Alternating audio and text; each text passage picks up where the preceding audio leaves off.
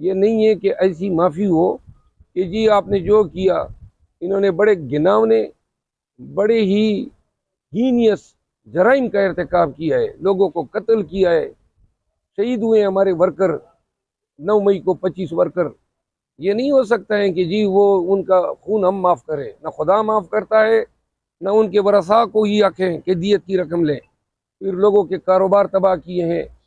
ایک D P او تھا چارسدہ میں گیا تو اس نے ان حالات کا فائدہ اٹھاتے ہوئے ہمارے ورکروں سے 6-7 کروڑ روپے انٹے ہیں، وہ بھی میرے خیال میں بڑھ گیا ہے، ہاں ہر گیا ہے نا۔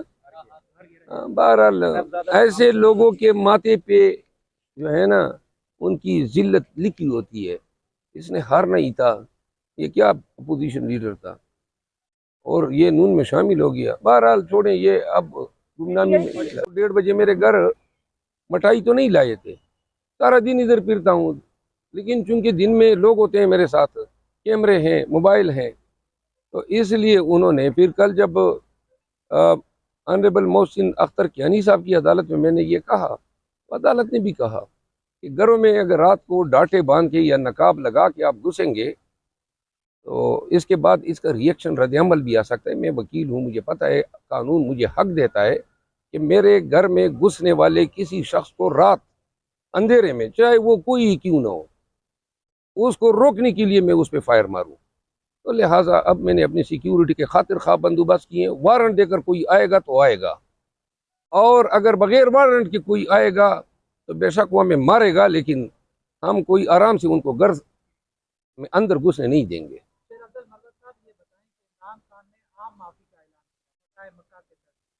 یہ بتائیں کہ 9 مئی رجیم چینج کے بعد جن افسران نے تحریک انصاف کے خلاف مقدمات بنائے، بے شمار خواتین ابھی بھی جیلوں میں، تو ان کے حوالے سے آپ کا کیا رائے عمل ہوگا؟ تحریک انصاف جو ہیں، اور بحیثیت پاکستانی اور بحیثیت ایک مسلمان کے، ہم کسی انتقامی سیاست پہ یقینی نہیں رکھتے ہیں۔ اگر پہلے بھی کوئی انتقامی سیاست ہوئی ہے تو میں بحیثیت وکیل اس کی میں نے ہمیشہ مذمت کی ہے۔ رول آف لا یہی ہے کہ اپنے دور اقتدار میں اپنے بدترین سیاسی حریف کے ساتھ آپ کوئی زیادتی کر ہی نہ سکے۔ خان صاحب بار بار اس چیز کا اظہار کر چکے ہیں، جن حکام نے پی ٹی آئی کے لوگوں کے ساتھ زیادتیاں کی، اپنے اختیارات کا ناجائز استعمال کیا، قطع نظر اس کے کہ انہوں نے کس کے خلاف کیا، اصل امر یہ ہے کہ انہوں نے ایسا کر کے خود نظام کی کارکردگی پہ سوالیہ نشان اٹھایا۔ یہ ایک دفعہ کر سکتے ہیں تو دوبارہ بھی کر سکتے ہیں۔ بہت سارے افسران ایسے ہیں جنہوں نے ایک نہیں درجنوں کے حساب سے ناجائز اقدامات اٹھائے، تو لہٰذا نظام اور قانون یہ تقاضا کرتا ہے کہ جنہوں نے سیاسی وجوہات کی بنا پہ اپنے اختیارات کا ناجائز استعمال کیا ہے، وہ لوگ اپنے آپ کو قانون کے اندر اپنے آپ کو ایکسپوز کر چکے ہیں۔ اگر قانون ہے تو قانون کو اپنا راستہ لینا چاہیے۔ یہ نہیں ہے کہ ایسی معافی ہو کہ جی آپ نے جو کیا، انہوں نے بڑے گھناونے، بڑے ہی ہینیس جرائم کا ارتکاب کیا ہے، لوگوں کو قتل کیا ہے، شہید ہوئے ہیں ہمارے ورکر، 9 مئی کو 25 ورکر۔ یہ نہیں ہو سکتا ہے کہ جی وہ ان کا خون ہم معاف کریں، نہ خدا معاف کرتا ہے، نہ ان کے ورثاء کو ہی آکھیں کہ دیت کی رقم لیں۔ پھر لوگوں کے کاروبار تباہ کیے ہیں۔ ایک ڈی پی او تھا چارسدہ میں گیا تو اس نے ان حالات کا فائدہ اٹھاتے ہوئے ہمارے ورکروں سے 6-7 کروڑ روپے انٹے ہیں۔ اب یہ معافی ہو سکتی ہے جب تک کہ اس شخص سے یہ رقم نکلوائی نہ جائے۔ تو لہٰذا جن لوگوں نے اب یہ جو ٹکٹ پاس کرنے کے چکر میں پشاور میں ریٹرننگ افسر نے ایک افغانی کو 7 کروڑ لے کے جتوا دیا، اب یہ تو ان کا بھی بندوبست نہیں ہے جنہوں نے یہ کرایا ہے۔ 3-4 لوگ جو ہیں صرف پشاور میں پیسے دے کے اور انہیں لے کے ان کو پاس کرایا ہے، اور یہ کام کراچی میں بھی ہوا ہے۔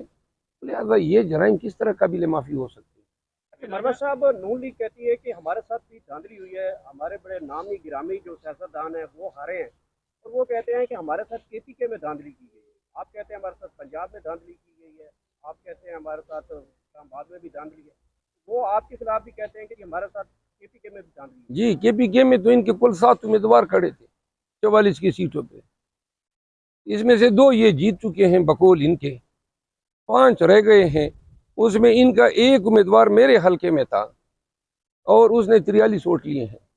تو اگر دھاندلی ہوئی ہے تو کوئی آ کے الیکشن کمیشن میں کوئی پٹیشن دائر کر دیتے۔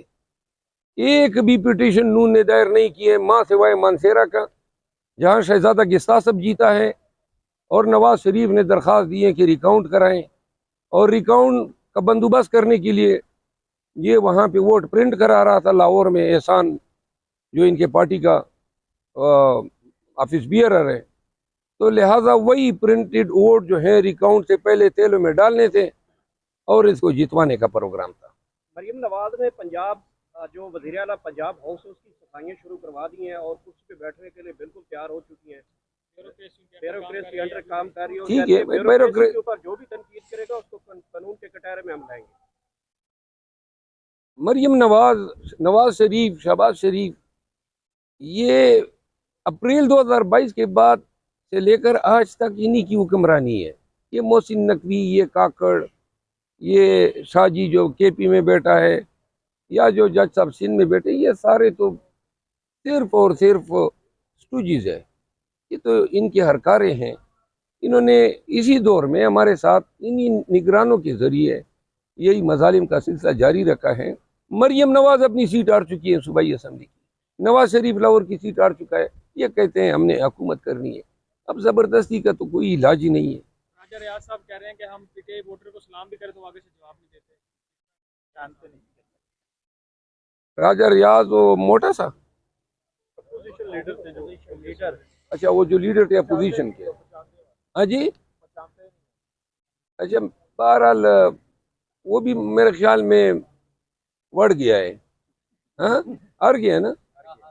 ہاں، بہرحال ایسے لوگوں کے ماتھے پہ جو ہے نا ان کی ذلت لکھی ہوتی ہے۔ اس نے ہارنا ہی تھا، یہ کیا اپوزیشن لیڈر تھا، اور یہ نون میں شامل ہو گیا۔ بہرحال چھوڑیں، یہ اب گمنامی میں پی ٹی آئی کی ہار کے اوپر ناصر مدنی جو ہے وہ بڑے چٹکلے چھوڑا اور بڑے مزاحیہ انداز میں تنقید کرتا ہے، آپ کچھ کہنا چاہیں؟ وہ نا ناصر مدنی، ناصر مسجد والا، وہ کس چیز کے مسجد والا؟ وہ جو کہتے ہیں یہ مولوی ناصر مدنی سر بڑا مشہور سکالر ہے، بڑا عالم دین بھی ہے، اسکالر ہے۔ جی جی، وہ کہتا ہے میں اسکالر ہوں، بڑی محفلیں اس کی بڑی فین فالوئنگ ہے سر۔ نہیں، وہ ہمارے خلاف باتیں کرتا ہے۔ جی جی، کہتا ہے کیسی تبدیلی آئی ہے، کیسا نون لیگ نے دیا ہے، اس طرح کی بڑھنگ کرتے ہیں۔ چلیں اس کو بھی دیکھ لیں گے، حضرت کو ذرا یوٹیوب پہ ذرا چیک کر لیتے ہیں کہ کیا شخصیت ہے، تو جواب بھی داغ دیں گے۔ صاحب آپ پہلے بھی ہم نے دیکھا کافی میں بھی نقصان ہوا، پہلے بھی کر کے نقصان تو چلے آپ کے بہت ہوئے، لیکن ایک آپ کو ملازم کو بھی لے گئے، کیا پتہ چلا آپ کو؟ ملازم ابھی تک اغوا شدہ ہیں۔ اس حوالے سے تھانہ مارگلہ میں نے اغوا کی رپورٹ کی ہے۔ گھر میں گھسنے پہ میں نے 3 لوگوں پہ دعوے داری کی ہیں، آئی G Islamabad, S P C T D, S S P C T D اور ایس ایس پی آپریشن۔